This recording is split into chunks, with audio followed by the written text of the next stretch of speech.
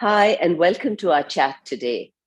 Author, filmmaker, and American bishop T.D. Jakes remarked that if you can't figure out your purpose, figure out your passion, for your passion will lead you right into your purpose. Today, we are exploring how to build passion, purpose, and fulfilling life. Guiding us is Bhawani Singh Shekhawat, a widely respected, well-traveled, and internationally experienced leader. Currently leads the Akshaya Patra Foundation, a global leader in food for education. Welcome to our chat, Bhawani. Thank you, Anshu. What a pleasure to be here. Thank you for being here with us today. Let's jump straight to the word that everyone is talking about. So wherever I'm going, there's talk about purpose. I think the pandemic sparked like a purpose fire of some sort. Tell me, what does purpose mean to you? Interesting. And yes, like you said, there is such a lot of conversation and even commentary around purpose. To me, purpose is a way of being. That's what it is, because we are human beings. Our purpose is not to become something, but our purpose is to explore who we are at a very individual level. I always believe that it is a lot of effort to be human. It takes a lot of effort, and this is biology. This is not just philosophy. It is a lot of effort to get through the genetic mutations and various combinations. And of course, now it's been validated by people like Yuval Noah Harari in Sapiens, that it takes a lot of effort and a lot of work to be a human being. And I've always believed that we are all born geniuses because it takes such a lot of effort. We are diamonds, not in the making, in the made. And therefore, the purpose of human life is to be able to discover that genius.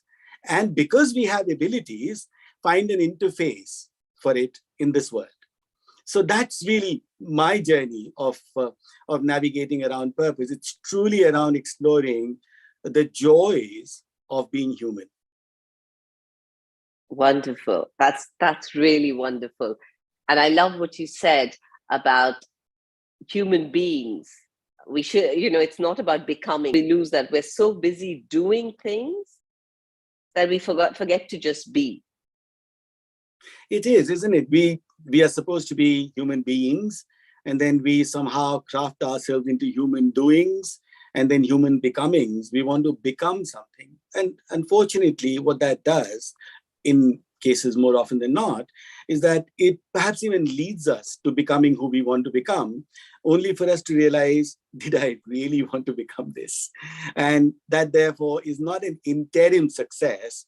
It sometimes can be wasted effort. And that is what takes you away from your genius. So if really we navigated this whole journey slightly differently, by truly first giving attention to what is really our genius, what is really the way in which we inspire ourselves, what comes so naturally to us that it seems impossible to someone else. And that doesn't mean that we are better. It's just that we are exploring that part of ourselves that has taken a lot of time to be shaped, and that diamond is just needed a bit more chiseling. And those are activities. They're not necessarily pursuits of becoming. So to me, it's always been more about human being than human doing or human becoming. That's actually a magnificent way of thinking about purpose. But tell me something. So there is purpose, and then there's passion. How is it possible to combine the two, to combine your passion with your purpose? What if they're very different? They can be, because passion is nothing eventually other than an expression of your purpose. So if your passion is not an expression of your purpose, one of the two is misaligned. Either you're not acting purposively, or you're not passionately giving yourselves in to whatever activity you might be engaged in. So to me, the two are aligned, but they're literally like two tram lines. They may never converge. But if they were to diverge, there would be derailment. So they Okay. actually collinear. They are collinear. Your purpose helps you discover your passion, and your passion helps you validate and sharpen the saw of your purpose. So the two are really collinear. The only difference to me, really, Anshu, is that purpose is something which is hard to sort of define, right? It is hard to put into Okay. a set of activities, whereas passion can actually be activated. So when people ask me, how Okay. do I activate my purpose? I often go back to saying, please activate your passions. Your purpose will be ignited. So to me, we activate our passions and our purpose is ignited. It's an outcome as opposed to a pursuit. Okay. And I remember when we were chatting, you talked a lot about practice as well. So explain to me what you mean by practice.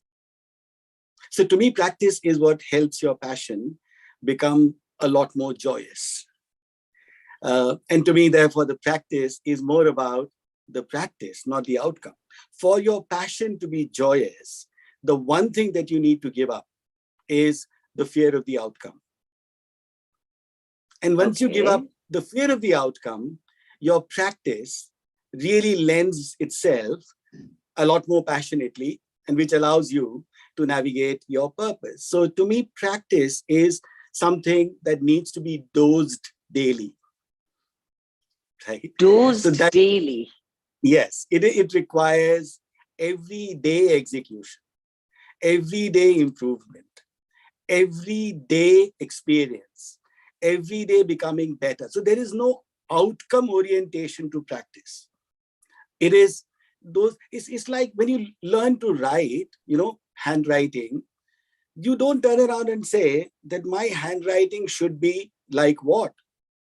Your mother would say, these should be pearls coming out of your pencil, right? Right? That's the best possible sort of you can get with the handwriting. But what is it that you do? You write something, you try to write better, then you try to write in italics, then you try to improve the words. From the words, you improve sentences. The sentences lend themselves to paragraphs. The paragraphs lend themselves to a story. So it's everyday execution. That is the practice. And then passionately, a beautiful work of art in the form of your writing comes out. And then when you read it again, you realize, oh, this is beautiful. And then I need to probably change this a little bit, be more authentic here, be more visible here, try and trim these edges. And then somebody will turn around and say, Anshu, you're so passionate about writing. So you see how everyday practice can very easily fuel your purpose and then in return ignite your passion. And tell me, why do you think it's just coming back to this word that everyone is using at the moment, which is purpose? Why is it important to find your purpose in life? How does it matter? Because at the end of the day, if you haven't lived a life of purpose, you will be called out, not by someone else, but by you. Because at the end of the day, and I literally mean at the end of the day, when there comes a time when you can only look back on your life, right? Mm-hmm. There is a period in our lives when we look forward. We say, tomorrow I'm going to do this, tomorrow I'm going to do this. And then there comes a stage in life when we look back a lot more with fondness, hopefully, but we look back with trepidation, or we look back with anxiety, we look back with regret, we look back. So at the end of the day, if you haven't lived a life of purpose, you will be called out by yourselves. And that is a terrible place to be. So if you don't want to be there, and if you want to avoid that situation where suddenly we have that, oh God, I should have done this moment, and there is no time on our side, that's a terrible place to be. And that's the reason why, if there is one reason why the journey of purpose is an important one, or living a purposeful life is an important one, is to make sure that in the ultimate analysis, you are left with nothing else but an everlasting smile. Mm.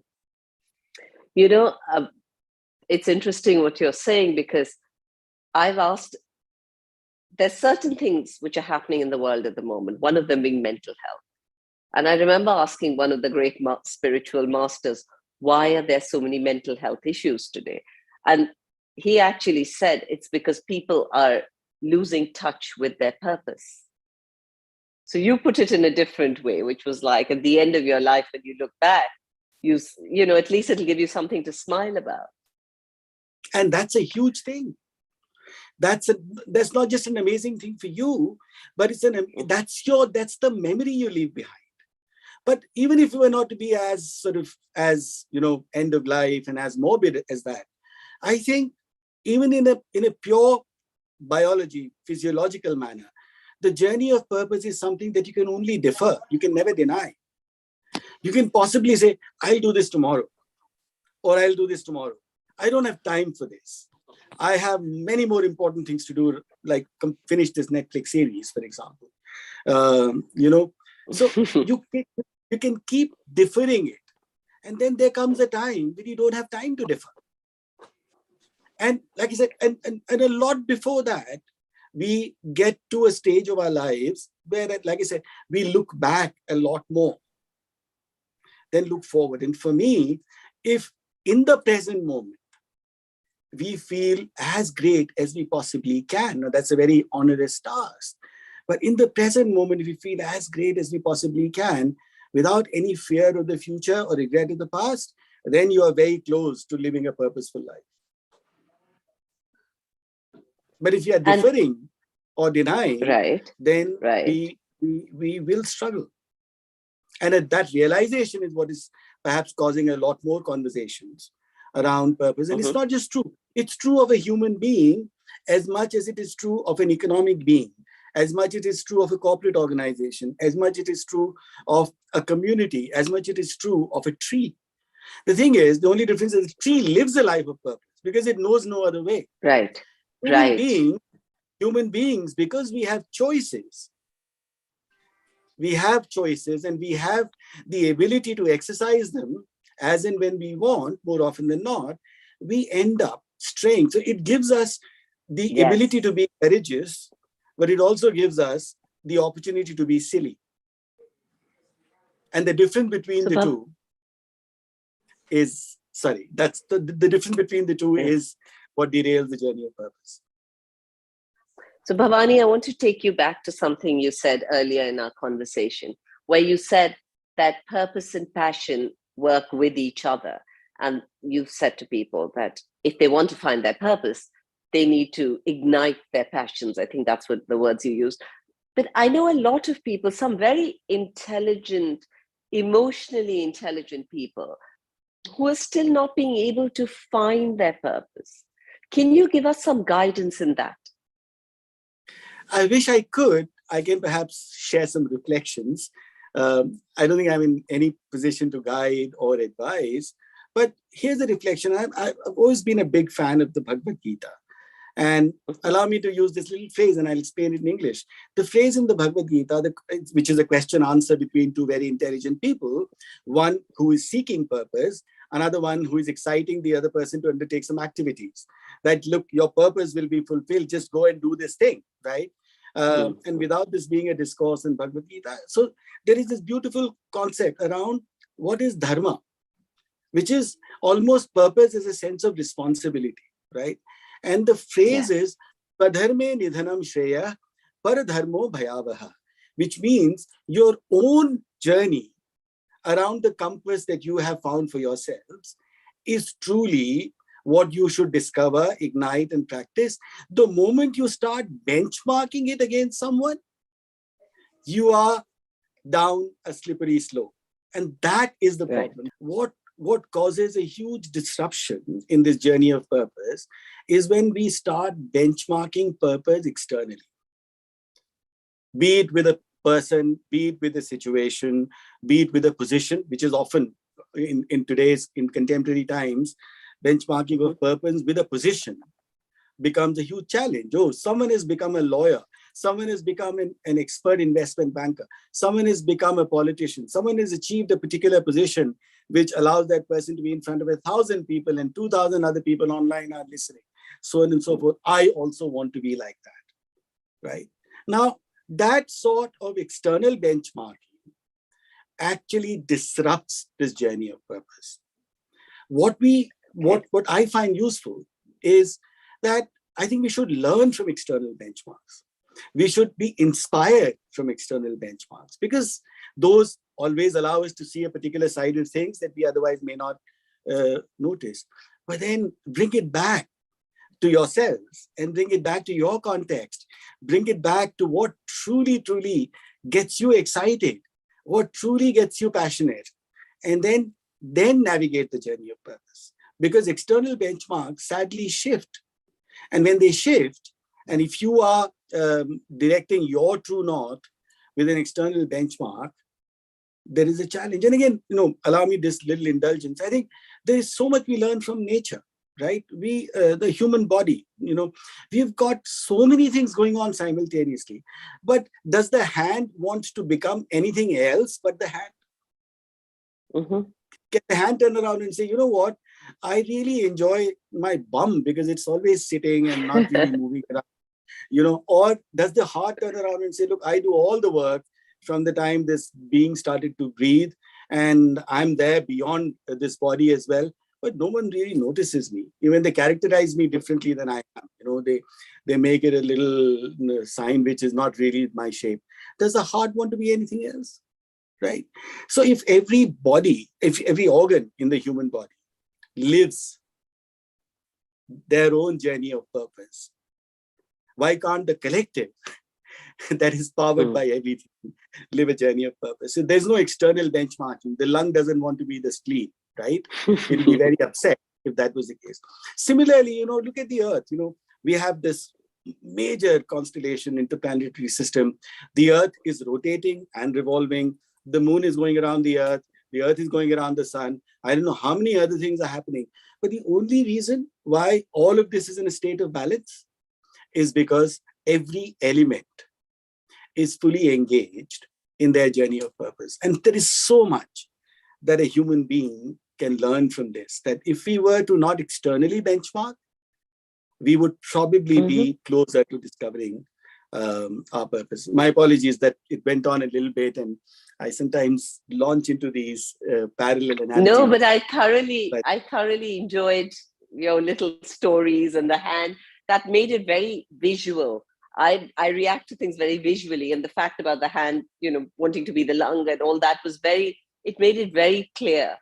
So Bhawani, what I talk a lot about this Japanese concept of ikigai, which is purpose, passion, the need of the world, and payment, finance, sustainability, so to say. And now you've had 20 years in top-level management and leadership. Is that where you developed the idea of the 3 Ps, purpose, passion, and practice? I think I was blessed, Anshu, to grow up in a family where nothing else mattered except that the greatest joy would be to die for your country. My father was in the Air Force. I've had lots of family in the army, and I went through an army, a bit of Air Force training myself, wanting to be a pilot. And to me, that always fascinated me, that what kind of a life it is where the ultimate joy or the ultimate expectation is to give yourselves up in service. And that was always fascinating to me, that there can be people like this, right? And there can be organizations like this. There can be institutions like this. How do they really get thousands and thousands of people, very intelligent people, along with very intelligent machinery together to activate that purpose? So I think those seed was planted in those years. And I was also fortunate to then live in many cities. As you know, a defense service personnel is, they don't really count a particular city at home. You move from one place to another wherever there is a need. So I think part of that shaped me. And then later on in my corporate career, I got to live in different countries, run very, very multicultural global businesses that had all sorts of things going on, from quarterly returns to passionate pursuit of enterprise and so on and so forth. So I think the seed was planted early on, but I always found it fascinating to say what is truly common between the singularity of a human being, the collective of a corporate organization, and the mega collective of a nation, and the entire family called the world, which includes all that the world is made up of. So I think I found that fascinating, and somewhere I did find the joy of really triangulating passion, purpose, and practice. For the simple reason is that it not only allows you to execute better, it allows you to execute better without any fear or joy of the outcome. The joy of being a part of the process is so much more than having to worry about anything else. And I find that fascinating. And I also, when I study organizations and collectives, I find that to be the singular difference. And most people call it culture, right? That's what people call the triangulation, the execution is what people call culture. That collectively we believe in this. And by definition, culture is something that doesn't happen overnight, but it doesn't stop overnight either. So you culture bacteria, you allow it the space to grow, you allow it the incubation. So to me, the triangulation of this is truly what culture, and culture is what separates a hugely successful organization, a happy human being from another one. Okay. And why is this important for wellness? Why is purpose, passion, and practice important for our wellness and the wellness of the world? Oh, what a beautiful question, Anshu. I think, like I said earlier on as well, that we haven't paid enough attention to wellness, right? We abide by the cliche that for the first 40 years of our life, we plan to get sick. And then for the next 40 years of our life, we plan to heal ourselves. And somewhere later than that, if you're still alive, we struggle to understand why we did what we did for these 80 years. And somewhere around that, this whole navigation pain of wellness is obfuscated. And to me, wellness is really living this very joyous life. So if you are full of joy, radiating with energy that is abundant around you, inside you, and little phases you. I'm not saying you're stupid. You're not going to walk in front of a truck and say, this truck cannot, you're not doing any of those magic stuff. But no, there is a fine line between being brave and being foolhardy. and people understand not to cross one. But really, and that also now there is enough evidence that living that life creates the antibodies that do not damage you. So you will age without the side effects of aging. The body will age.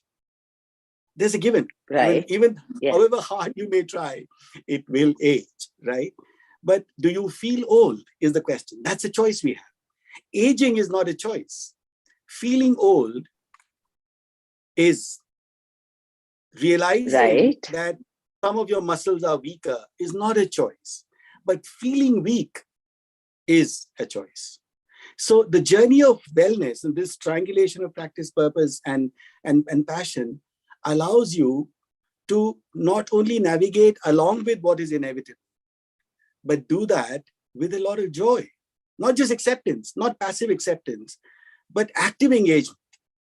You suddenly realize that I can do things in my 60s. I can laugh at myself in my 60s, which I couldn't in my 30s or 40s. And that can give me a lot of joy, and that gives me a lot of freedom. So you live actually a life of lesser bondage when you are well, right? When you are well. And to me, that is more than reason enough to navigate this path. Okay.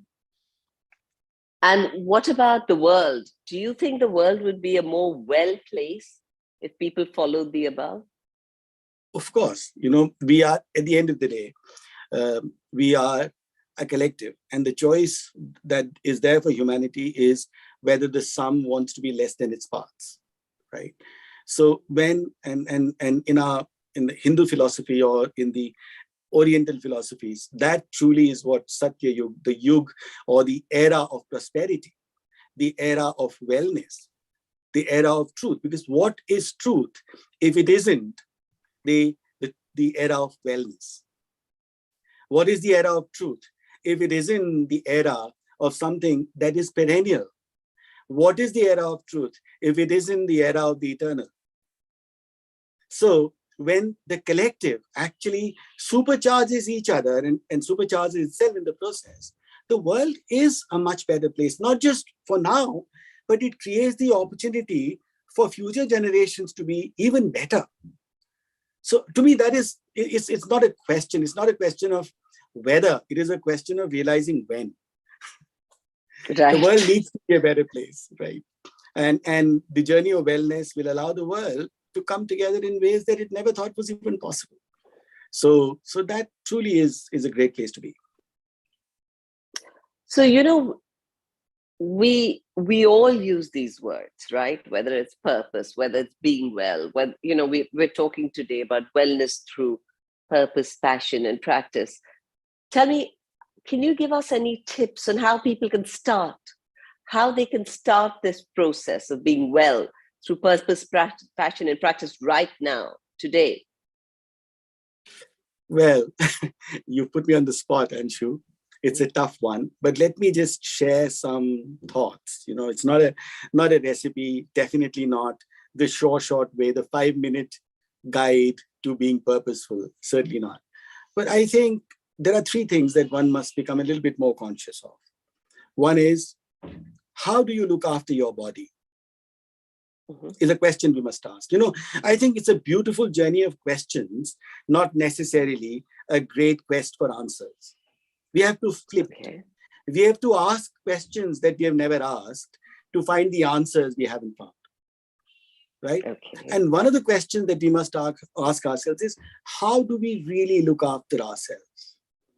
In other words, we must ask ourselves, what do we put into the body? What do we eat? How do we eat? When do we eat? Why do we eat? How do we breathe? Why do we breathe? How well do we breathe? Why do we sleep?